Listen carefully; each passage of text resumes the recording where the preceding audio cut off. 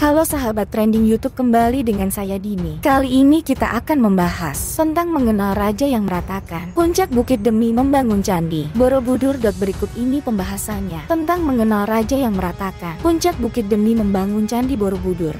Tapi sebelum menonton, jangan lupa untuk klik tombol subscribe dan nyalakan loncengnya, agar nanti video baru dari channel trending YouTube akan memberitahu kamu kalau ada video baru.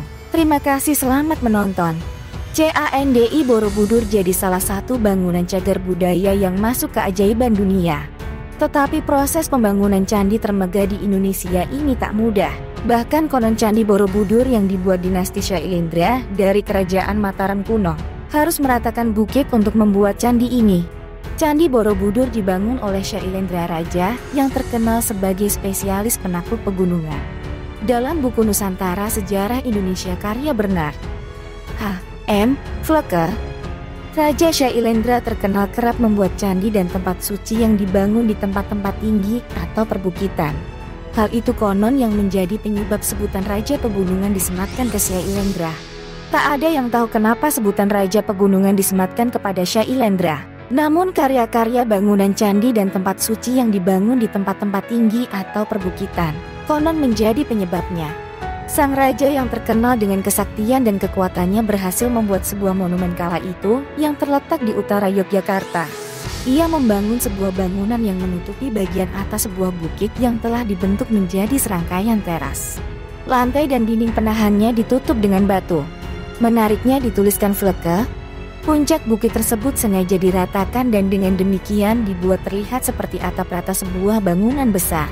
Di pusat atap ini berdiri sebuah stupa yang berisi, atau dikira berisi, satu patung Buddha. Inti ini ada banyak stupa batu kecil berhias yang ada di dalamnya berisi patung-patung Dhyani Buddha. Dinding-dinding teras tertutup dengan pahatan. Bangunannya yang begitu besar membuat sehingga konstruksinya diperkirakan menghabiskan waktu paling tidak 10 tahun pembuatan. Di bangunan candi juga terdapat relief ukiran-ukiran yang sangat jelas mengikuti model tertentu yang dibawa dari India. Setiap set relief itu menggambarkan cerita yang berkaitan dengan tradisi Buddha dan sumber-sumber literer yang juga datang dari India. Tak kurang dari 400 patung dan 1.400 pahatan relief menghiasi dinding-dinding teras. Pahatan-pahatan itu adalah buku teks mengenai ajaran Mahayana yang tertulis di batu. Dinding terbawah candi itu menggambarkan cerita-cerita mengerikan tentang neraka dan penderitaan hidup di luar keselamatan. Selanjutnya Buddha datang sebagai juru selamat dan dalam bentuk seekor gajah putih mendekati calon ibunya. Ia dilahirkan sebagai Pangeran Siddhartha yang juga disebutkan Gautama. Dia adalah anak Ratu Maya dan sejak lahir sudah punya kemampuan seperti orang dewasa. Sementara ada satu gambar di Candi Borobudur hamba menggambarkan Ratu Maya mencekal ekor gajah mati dan melemparkan badan raksasa itu melewati 7 tembok.